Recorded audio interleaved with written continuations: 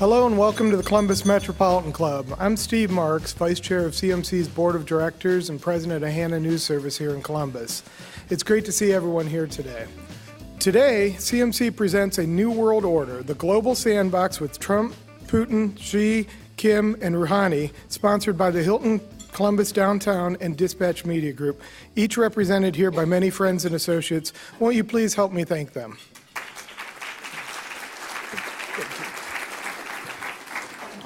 I'm going to go off script a little bit here, and I'd like to also welcome a special guest in the audience. We have a special speaker, but he's brought his special guest. Please welcome Dr. Maya Chikvaidze.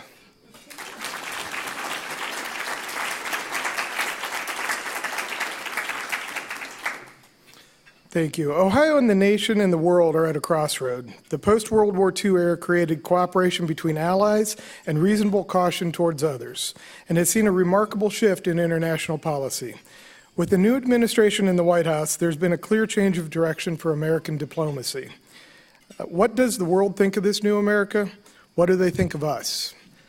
We are pleased to welcome a gracious global expert on these questions. For some more insight, please welcome our guest today.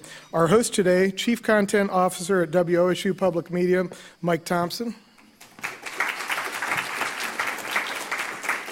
And our special guest, former Soviet diplomat, I'm going to Americanize his title for this crowd, the Chief of Staff to the Director General of the United Nations at Geneva, David Chikvaidze. Mr. Chikvaidze, if you wish to make opening remarks, if not, Mike, the floor is yours. So, would you like to make opening remarks? The floor is yours. Thank you very much. Well, again, I am very, very pleased, and I'm actually very privileged for Maya and me to be invited and to be with you today. It's very impressive, but also a very nice group of people. Some of you we've already met, and I want to salute all the people that Jane recognized, because this kind of community work is something that is very inherent to American culture and something that is missing in many countries. And I think we are all whenever we come into contact with such initiatives, we're very grateful for them. So thank you, and thank you for having us here. With that provocative title, provocative because in the UN we usually say that we don't name countries, we name problems. Here there were some names there. Actually, there could have been more names in there. But despite what the cue from Steve, I'd say that we need to try to take a look at what's wrong with today's picture. And if I take too long in doing this, please kick me under the table or do something. Sure. As I used to work for Gorbachev. It's contagious. He used to be very verbose. We need to go back a little, back to that era, because the changes started happening in the mid-'80s. And there was a definitive change in 1991, which we discussed today.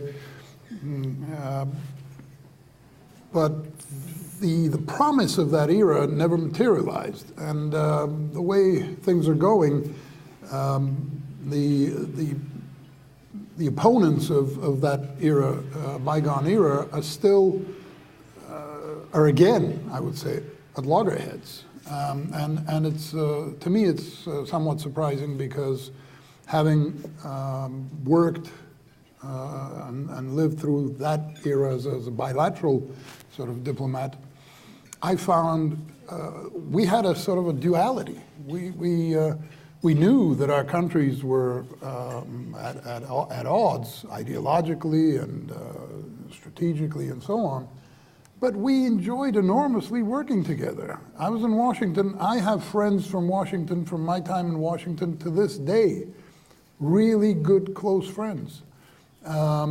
Some of them worked under Secretary Schultz, some of them under Secretary Baker, some of them with President Reagan, President Bush. We never had this feeling of working against each other. We were one team basically, doing the same job from different sides, and we resolved problems. We would call up, say, hey, we have this. Can you, what can you do to accommodate us, and vice versa. So when you see today the way that even the diplomats interact, I, for one, can't understand. There's no ideological divide. Back then, at least, there was an ideological divide. You could say, oh, well, we can't see eye to eye. But to me, it breeds a situation which is very difficult to gauge where it's going and how dangerous it is. I think there's more danger inherent in today's relationship between the United States and Russia, simply because the rhetoric is out of control. It's off the charts. And militarily, back then, it was a very well organized, if you will, standoff. There were the nuclear triads, there was the spheres of influence. Now there are two factors that are crucial. One is that the structures that were put in for arms control and disarmament are being basically either taken out or ignored. Nothing is going on by way of negotiations, simply because the approach to security has gone back to the status quo ante. More reliance on nuclear weapons, more reliance on force on both sides. And the concomitant problem of that is that it sets a really bad example for other countries. How can you expect North Korea to not want nuclear weapons when two of the biggest boys who have the biggest toys, instead of saying, you know what, we've been down that road, we've spent trillions of dollars, it's no use. You can never use these weapons, they're just going to be sitting there scaring each other out of our wits. Instead of that, the whole world sees that these major nuclear powers are going back to reliance on nuclear weapons. And the third really difficult aspect or dangerous aspect is that the quality of these weapons is being refined to such a level, and their accuracy, that they become battlefield weapons and could become weapons that are easier to use. The threshold, the nuclear threshold, is going down. And some of the older, say, aerial bombs that were just aerial bombs, they're being perfected to being very accurate, and that is a destabilizing element. And the last aspect is that nuclear weapons could even be considered obsolete. There are new designs of weapons that are totally different by their concept. These are hypersonic weapons that don't even need a nuclear warhead. By their sheer impact of a projectile or some machine flying at the speed of 7,000 to 8,000 miles an hour, when that hits, there's no need for a warhead. So that, and then the whole cyber security issue. So, to my mind, the situation is much more dangerous than in the Cold War years, because there were structures, you knew where the red lines were, you knew what you could do, what you couldn't do. Now there are no rules of the game, which is really a problem. Conflict has changed also. The nature of conflict has changed. It is now very often, I'm talking sort of large swath problems that I see in today's landscape. Conflict is often interspersed with terrorism elements, with criminal elements. It has become local. It involves communities, victimizes communities. We have these major population movements as a result. Another very important and also destabilizing element of the post-Cold War era is the fact that you have a proliferation of regional actors, countries, some of them were named here in that title, who do not ask the permission of the lead on either side of the bipolar world. May I push the trigger on this or that? They go off on their own recognizance. They pursue their political and military objectives. They engage in proxy wars, and the superpowers have no say in this. They, to a great extent, it's the tail wagging the dog.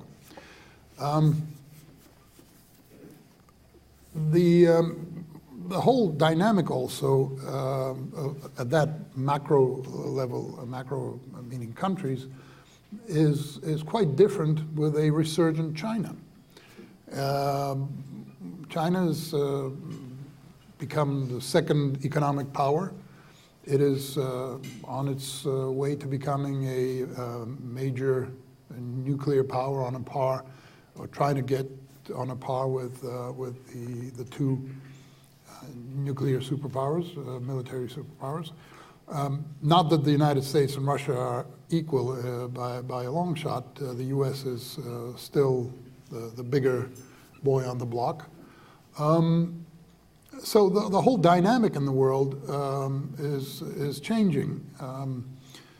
And if you look 10, 20 years down the road, what is that dynamic going to look like?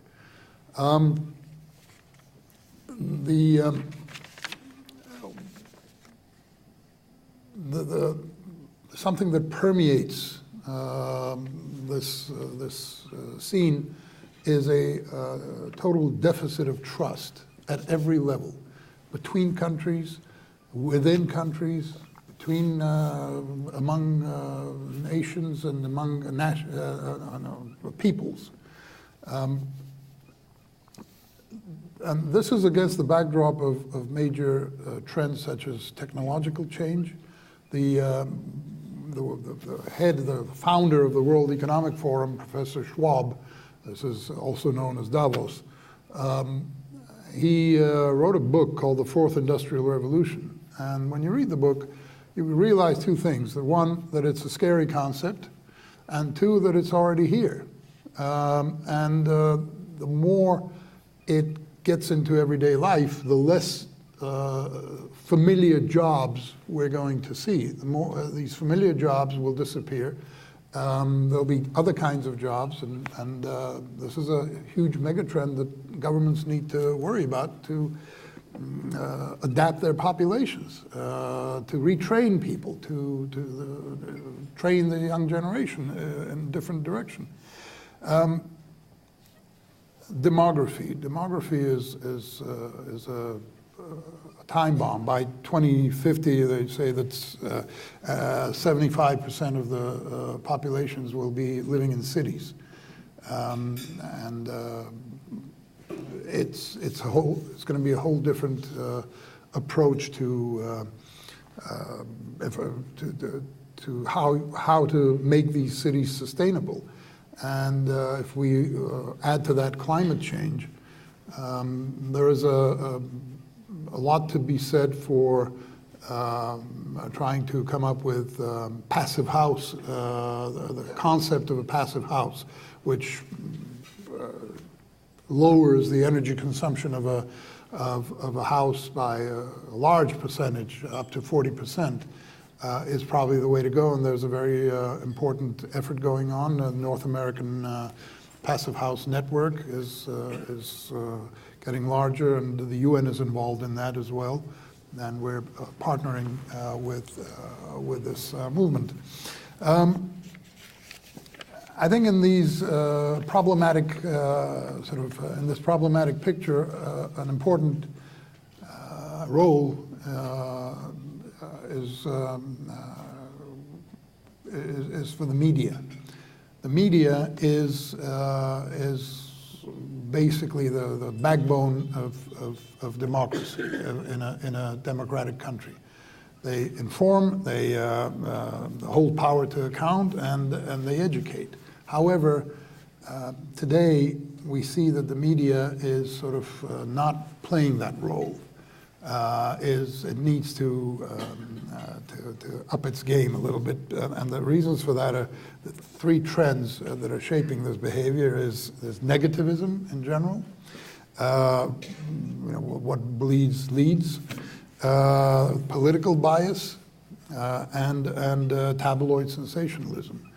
And when you apply that to international politics and take out the balanced, the information element, informative element of the media, when it becomes part of one side or the other, we have a problem.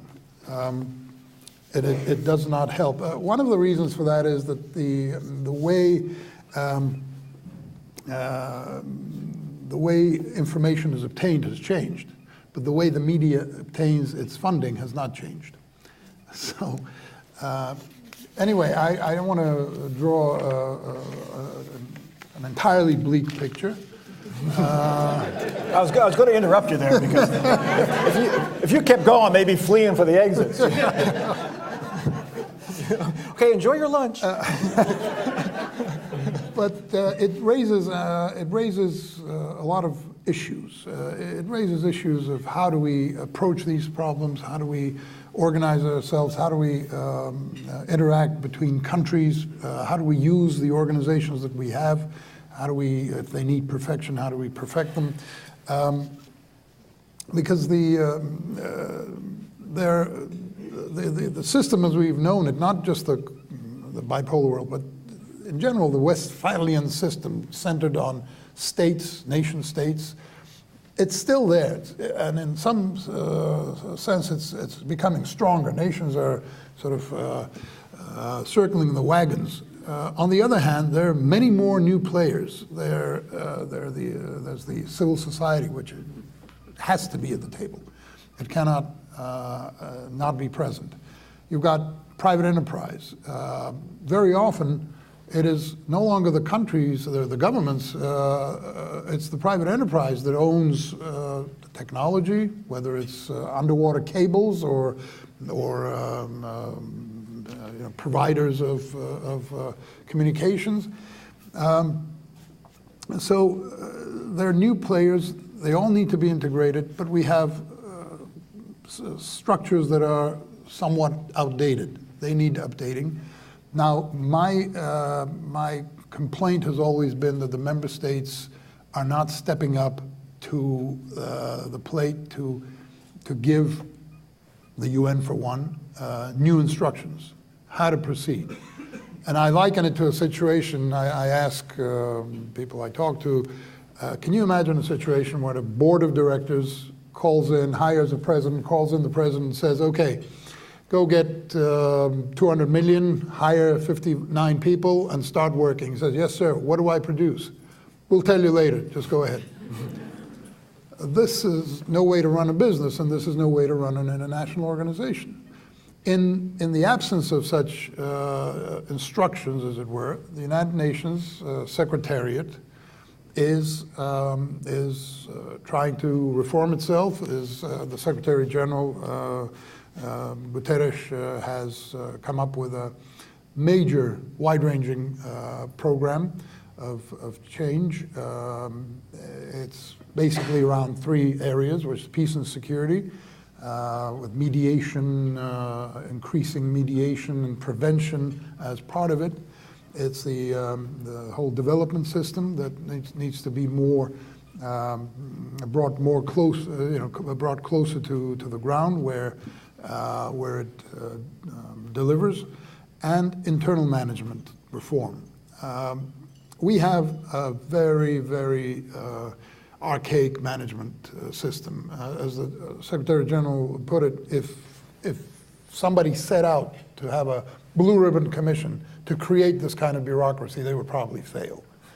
And the reason is not because we're all inherently bureaucrats. The reason is that it's an organization of 193 member states, a very, very motley crew, very different member states, different economic development, different ideological positions, et cetera, et cetera.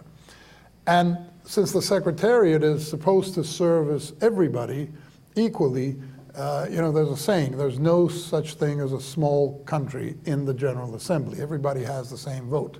Liechtenstein has the same vote as the United States. For that reason, all these rules, regulations, and preventive measures are put in place to keep the playing field level. And that results in huge bureaucracy. So we need to cut through that. And the other thing that the Secretary General has put forth is to give top management, managers in general, more responsibility and request more accountability from them. But headquarters in New York cannot be running everything everywhere, especially in a duty station such as Geneva, which is huge. It's got representation by all member states. It's got 3 different diplomatic corps, over 100 international organizations beyond the UN organizations, 400 major NGOs present there, a vibrant civil society, vibrant academic community, and practically a huge hub of all major multinationals. And it's a natural hub for all the things that you think outside of peace and security, that's New York. It's a no-brainer. But everything else, human rights, humanitarian affairs, health, labor relations, refugees and migration, you name it, everything is based in Geneva. So it's a very important hub. And the last thing I want to say, and then I'll stop, one thing I ask everybody is, when you hear or when you read the UN has done this, the UN has succeeded in this, the UN has failed in that, the UN Human Rights Council is inadequate in some way, please stop to think what UN the person is talking about. Is it the UN Secretariat? Is it the UN system, including all the funds, programs, and agencies such as UNICEF and UNESCO and the World Food Program, etc.? Is it the UN Security Council? And if it's the Security Council, is it the entire Security Council, or is the author zeroing in on the problems of the Permanent Five who can't come to terms? Unless we do that kind of analysis for ourselves, we will never understand the reality of what happens. For example, with the US leaving the Human Rights Council, saying that the UN Human Rights Council has a bias, etc. You have to understand that it's not the Secretariat of the Human Rights Council that's a problem, it's the voting of by the member states, because the members of the Human Rights Council are not voted in by the Human Rights Council members. They're voted in by the General Assembly. And in order to become a member of the Human Rights Council, you need over 97 votes. So it goes back to the member states. And again, it goes back to diplomacy. So just on that note, I'd like to stop, All right. Not give you a chance to stop me. All right, well.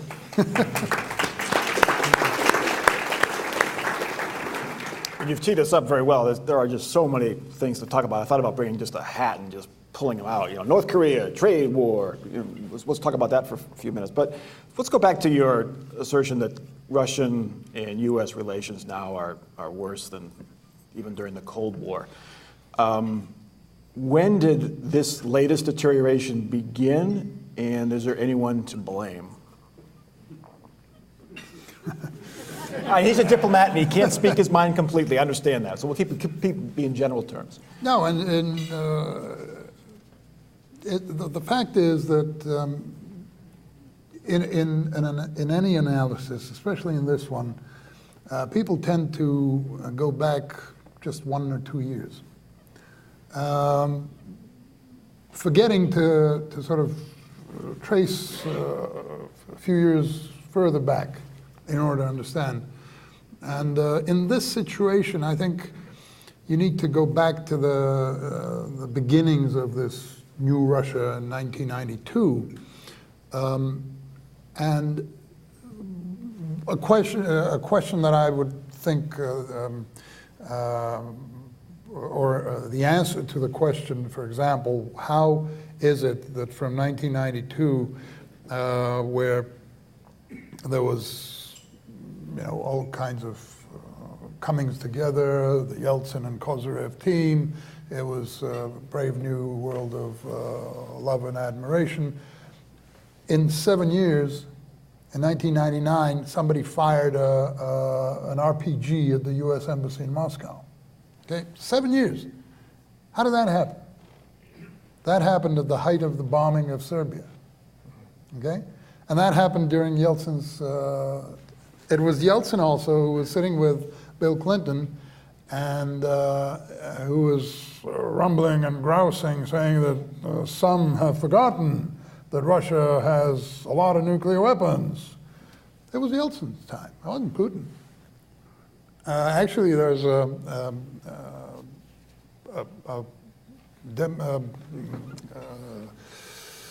documentary that I caught. I hadn't seen it.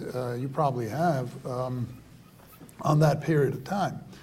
And Condi Rice is saying that when 9/11 happened, she got a call from Putin, who was already president. And this is Condi saying this, retelling this. She said, and he told me that we know that you've gone to DEFCON 3, but I want to assure you that we are not going to follow suit, which would have been normal, and we are actually going to retarget our missiles away from you. Okay. And she said, she hung up and said, my God, the Cold War is really over. This is Condi Rice and Putin speaking. So something happened after that. And I think, again, without getting into the domestic, whatever, far be it, especially in this case, but maybe with all the investigations going on, somebody ought to think about who lost Russia and try to research that. Maybe not investigate, but research that.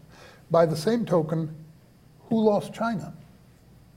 Because the approach was, listen, we're going to send them 200 million pairs of Levi's and open 20,000 McDonald's and they'll be fine. Well, it doesn't work that way. It didn't work out that way. Did we have too much faith in the free market system blossoming in Russia and the former Soviet republics that needed a little more nurturing, similar to what we did after World War II? A little more investment on our part. There's a lot of people who think, and maybe rightly so, that a second Marshall Plan would have been appropriate. But I don't know. It's hard to say. It's hard to say. I think by just observing what's happening, you see that there's a basic kind of animosity, a dislike.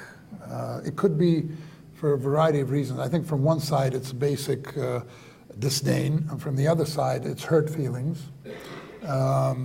Sort of, I don't get no respect, sort of a Rodney Dangerfield syndrome. Which is very different, again, I'm saying from what I remember when I was in Washington. We had problems. I'll give you another example. My dad was Consul General of the Soviet Union in San Francisco from 1979 to 1983. And he arrived in September 79. 2 months later, Afghanistan happened. And it was one of the worst periods of relations. Despite that, when he was leaving in 83, the city of San Francisco gave him a goodbye lunch aboard the USS Coral Sea, Soviet Consul General. You see, things like these, and that same Consulate General that lived through that problem and many other bilateral issues didn't manage to live through this this time. It was closed. So, you know, there's a lot of things to look at and find out what's happening. And I'm also, you know, I'm an observer of this in and of itself because for me, this is bread and butter, water, my personal interest. But I'm also looking at it as a Georgian. And my country is caught in the middle here. We want to be, we are America's ally. We want to be, you know, part of the Euro-Atlantic structures and everything. But when you have Russia that regards that as being against it, and it's our sort of neighbor, you know, it looks like we're doing a Cuba without the benefit of having 90 miles of water between us. And that's a dangerous place to be. You mentioned the story about Vladimir Putin calling Condoleezza Rice. What's he like? Did you ever work with him? Did you have much interaction with him? No, I've never worked with him. I've seen him a couple of times. I've shaken hands with him once, but it was at the UN. You know, it was like a million people walking by. That way I shook hands with Sarkozy one day. You know. But he and President Obama didn't get along. No.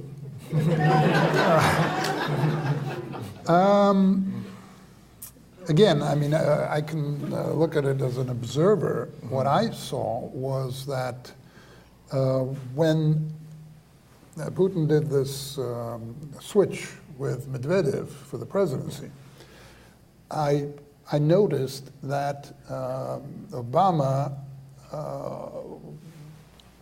pointedly wanted to be very close with Medvedev, but sort of putting Putin a little bit, you know, to the side, and that didn't go over well, I think, when the guy came back, because it was basically his show still. Even though Medvedev was the leader, it was always agreed that he was a placeholder to get through now the term limits are just gone. They don't even worry about it anymore, right? No, there are term limits. There are, okay. He has said pointedly that he's this is in his estimation, this is within the term limits. Okay. So this is his second term. This is his second term after coming back after Medvedev. Okay. So he has said that he's not going to change the constitution, but never say never. There's a limit on the first term, not the second The term. first term doesn't count. Yes. Okay. How do diplomats that you deal with view Donald Trump? Well, Europeans tend to, well, differently, I'd say. Some tend to react like some of you tend to react here in the States. Others find him refreshing, and this is what I was alluding to in the morning, that you know, in this move away from the bipolar world to some other kind of world, a lot of things have happened, but we still haven't gotten there, and perhaps there was a need historically for somebody like Trump to come and shake things up, to remold some of the things, and just change the mindsets. I would like to look at this with the passage of time. You know, this famous story about Kissinger meeting with Zhou Enlai, Prime Minister of China, and asking him, said, Prime Minister, what do you think about the French Revolution of 1799? And Zhou Enlai said, it's a little too early to tell. Well, I mean, he's basically doing what he promised he would do. Exactly. And you could say that the old way, we've been practicing for 50 to 70 years, has not brought peace to the Korean Peninsula. The old way has not brought peace between the Israelis and the Palestinians. Might this new way, whatever it is, be successful? I think we need to give him the benefit of the doubt. I mean, it's not it sounds like we're sitting on the sidelines watching. We're all involved in this. So we actually have an interest in giving him the benefit of the doubt and having him succeed. And having the others succeed with him, because everybody's involved here. All our countries are in here.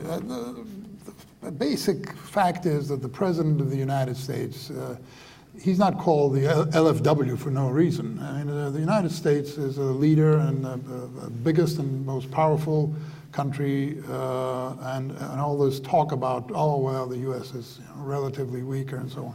I'm sorry, it's wishful thinking probably on the part of a lot of people.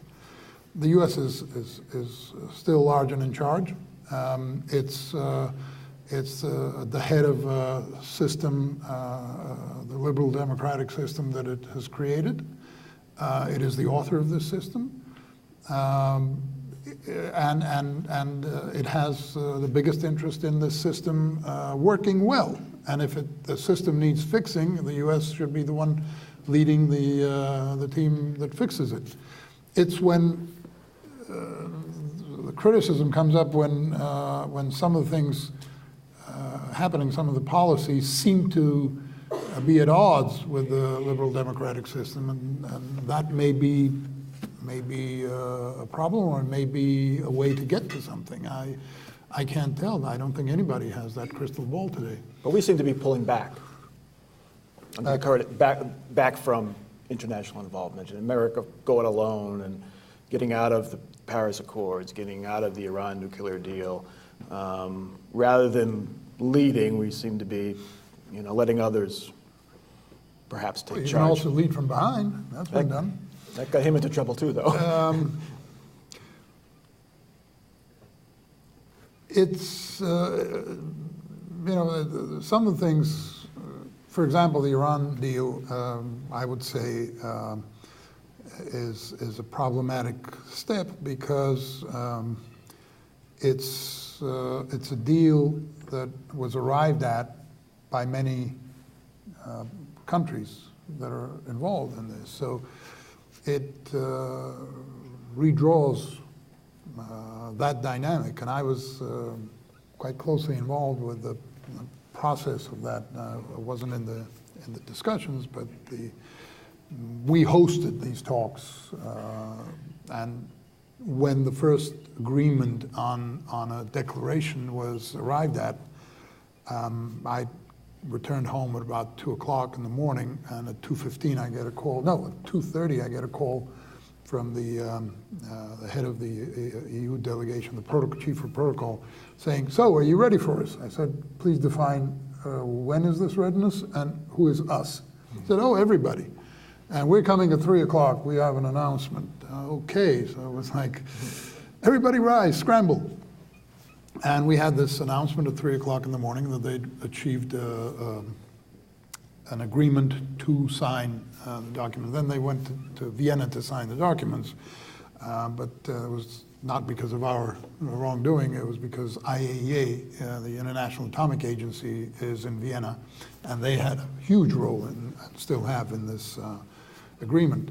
So let's see how it is renegotiated, if it's renegotiated, but I don't want to get into this whole pros and cons. It's too complicated and it's too politicized, especially here. But let me just say that pulling out of agreements you've signed is basically slightly problematic. Let me ask you to follow up on that question real quick. We're going to take questions from the audience after I ask one follow-up question, so the microphone's right there. We urge you to do so. Pulling out of agreements, Donald Trump's going to be in office for 6.5 years tops, assuming he doesn't try to do the whole term limit exemption thing. Does the international community view him as this is just temporary, that the next president comes in, whoever he or she may be, will go back to the Iran deal, will go back into the Paris Accords? Is there any hope of that? Is there a feeling that this is just a blip? I can't speak for the international community, and I don't think there is one single view or opinion, but if I were to venture a guess, I would say that no, I don't think anybody is sitting there sort of waiting for this to end and let's get back to normal. No, I don't think so. So you pulled out, you're gone. Or we have to renegotiate. In that particular agreement, a lot of people are involved, a lot of countries are involved, and they all have interests. There's a reason why all of them were in that agreement and why they negotiated it the way they did. And so I think it's a matter of all these countries renegotiating their own, within themselves, their own positions, adjusting them in order to accommodate this somehow and come to a common understanding, if there is one. Okay. It's the CMC's tradition, as you all know, to hear from you. We urge you to ask us questions. We ask you to give your name and how you'd like to identify yourselves, and we also ask you to keep your political statements to a minimum or non-existent and get right to the question. And you are on television, so watch the lettuce in your teeth. Go ahead, sir. Yes, my name is Roger Doss, and I'd like to thank you for coming today. It's been very enlightening. My question pertains to the time right after the fall of the former Soviet Union, and the question pertains to the expansion of NATO. I would like to know the reaction in Russia of the expansion of NATO into the former Soviet bloc countries. Personally, I was against it, and I had sent letters to the highest offices in the land. I would have preferred to have seen a separate entity in the former Soviet bloc countries, independent of both NATO and also of the Russian Federation at the time. Okay, let's get an answer. Go ahead. The expansion of NATO, did it hurt us? How bad did it hurt us, relationship-wise? Well, it hurt the relationship. That's for certain, and the Russians don't make any bones about it. And the thing is, NATO keeps saying that it's not the expansion is not against Russia, but Russia doesn't seem to believe this. I even asked the Secretary General of NATO, who was in Geneva at the Geneva Center for Security Policy. There was a small lunch for him. He spoke there, and he again drove home this message that this is not aimed at Russia, and we keep telling him. And I asked him the question, I said, but why isn't this message registering in Moscow? There's no clear understanding why, except the fact that the Russians regard NATO as an organization that was created for a different era, and that it is now being adapted to perform the same actions with regard to a new Russia, which is also, in their mind, is different. It's different from that era, although the Russian Federation has proudly taken upon itself all the legal obligations and is a legal continuer of the Soviet, what is the term, legal term? It's the successor to the Soviet Union in the Security Council and everywhere. So there's a bit of a disconnect there, but the basic fact is that the Russians regard NATO as, and that actually was in the time that you're referring to, sir. That was a problem that the Russians directly told the Clinton administration, don't do this. It wasn't the fact that there was any dancing on the ashes. On the contrary, Bush administration policy was not to do that. Don't tap dance that we won and we beat you. But then the things that came later was expansion of NATO, the bombing of Serbia, which reverberated in Moscow for some reason. That had a negative effect. Okay. As did later episodes such as the one with the resolution on Libya. Go ahead, sir. Good afternoon. My name is Blake Rayfeld. I hope you're enjoying your visit here to Columbus, Ohio. Certainly am. I want to propose a notion to you about the post-Cold War era, the last 70 years, in reference to many centuries of world history. The post-World War II era was constructed and built by people who had gone through the Depression in the United States and fought a world war. They were deeply invested in the stability of the world because of what they had experienced. My suggestion is perhaps this is not the way that it's always been in world history, this static and very stable world order. I'm interested in knowing if you have given any consideration to thinking about the post-World War II era as not normal in world history, and that we're now beginning to revert to what has always been our ability to relate to each other internationally, because the architects of the post-World War II era are no longer with us. More optimism. Back to chaos. I don't know about that. That's a very good question and a very important vision of things, one that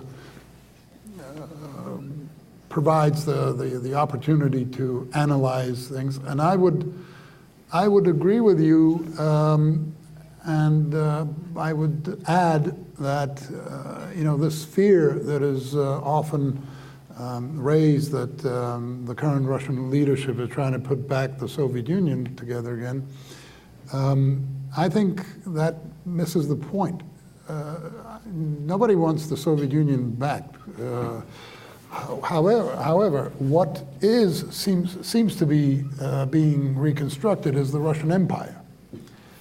And that brings us to your point, which is that the normal state of affairs was the European concert of different nations, different kingdoms, interacting, shifting alliances, France, England, Germany, Russia, Austro-Hungary.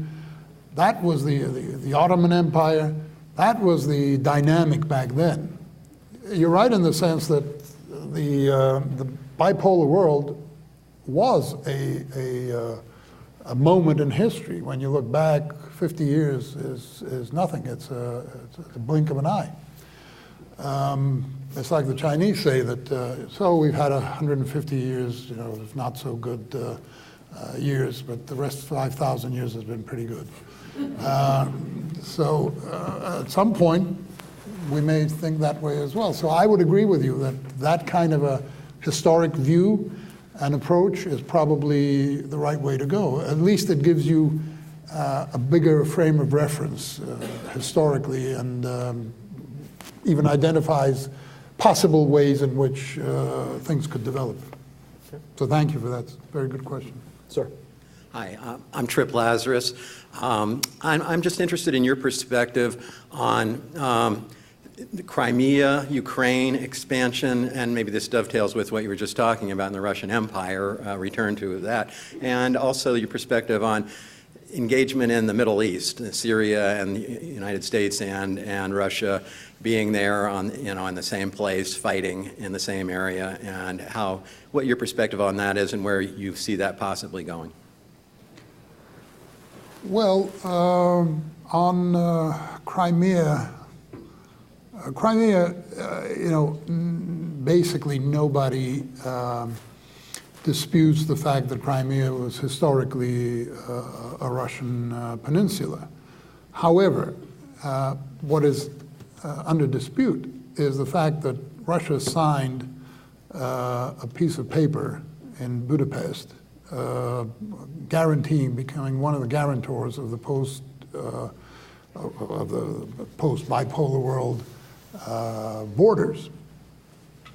That is the issue. And I even told a Russian member of parliament, and a TV personality, I said, nobody disputes the emotionality of Crimea being, but I said, come up with a plausible explanation. Explain away your signature. That is the crux of the matter.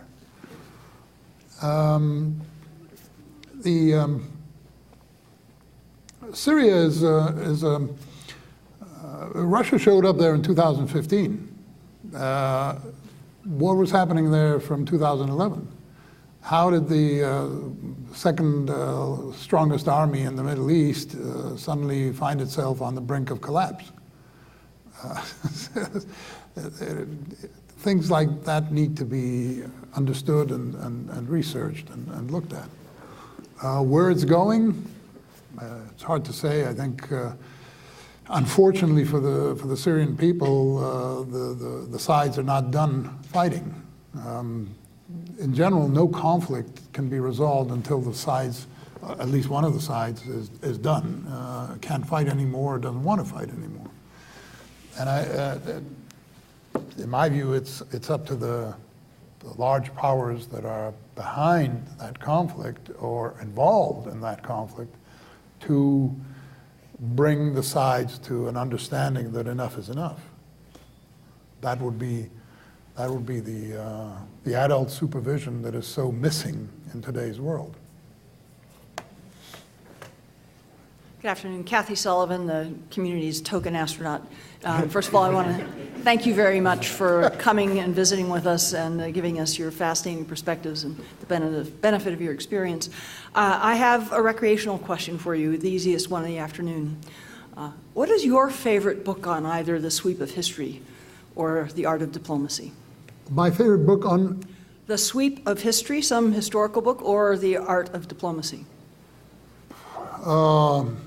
A number of books. I have a bad habit of being so anxious to read a number of books that I start reading 3 or 4 at the same time. And it takes me longer to go through them, but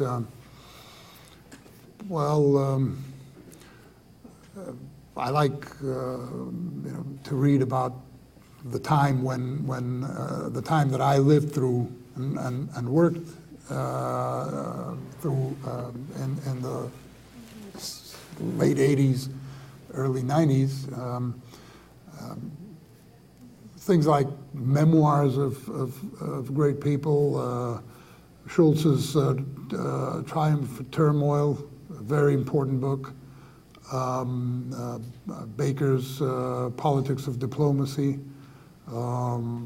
Jack Matlock's Autopsy on an Empire. Strobe Talbot's At the Highest Levels with Michael Beschloss, very important book. I don't know, there's any number of books. The very interesting book, I forget the author's name, The Return. This is about this resurgent Russia, but the author looks at it from 2 perspectives. He analyzes the same things from the American perspective and from the Russian perspective.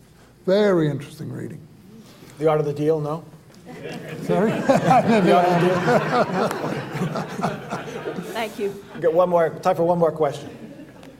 Hi, David Chesbrough, a retired nonprofit leader. When you're looking at a host of problems, I realize this may be most likely is theoretical, but when you look at a host of problems spread across so many different domains, my experience is you're always trying to figure out which 2 or 3 are the seminal ones that if you can start to work on those, other things start to fall into place or at least allows you to advance in some of the others. Do you have a sense of, if you could advise or have advised leaders in the world, where would you start in the seemingly morass of issues that we have facing us today? Thank you. If I had an answer to that question, I'd probably be in a different job.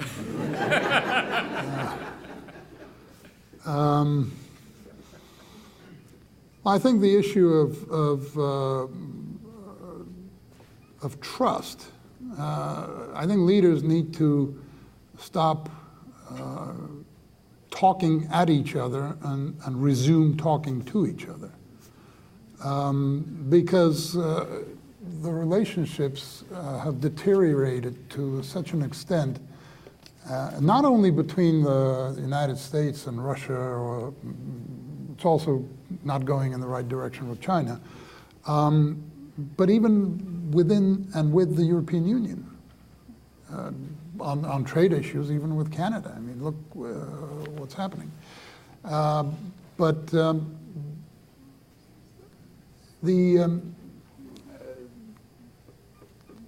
your question is in and of itself difficult because the situation is difficult. Which thread do you pull? I would probably, because I'm kind of old-fashioned, I would try to stop dead in its tracks the technological progress in weaponry, because that is really, really dangerous. I'm afraid that with this kind of technological progress, the Terminator Prophecy, you know, the Schwarzenegger movies, could be here tomorrow. Cyborgs and all kinds of machines. The most scary part about this is that when machines get the freedom to choose who is killed and who is not. That is the scary part. That's where the human element, that would make the old nuclear triads and bombers and stuff absolutely harmless compared to that scenario. I would start there so that at least we can stop this in its tracks and not go any further there. Thank you. David, thank you very much. It's wonderful to hear a different perspective on all these issues we face, and we are still optimistic, though, right? All right. We're always optimistic. Well, thank you very much. But thank you very much. It was very interesting and exhilarating. If I lose my job, I'll come back and work for you guys. Well, thank you, Mike and Dave. I hope you all found today's forum enlightening. I love leaving lunch a little wiser every day. So every Wednesday we experience this, and this was a great one. So thank you. You can join the nearly 1,300 active CMC members who are engaged and supportive of the community conversation by visiting the CMC patio there in the back, and you can go do that now. If you're not a member, there'll be someone manning that shortly. So I'd like you to help me thank our partners, Columbus Council of World Affairs and Columbus Sister Cities, and then also our sponsors, Hilton Columbus Downtown and Dispatch Media Group. Let's give them a round of applause.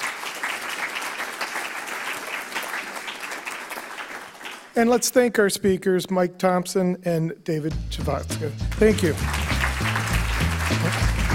And thanks to all of you for being here. We look forward to seeing you next week at CMC.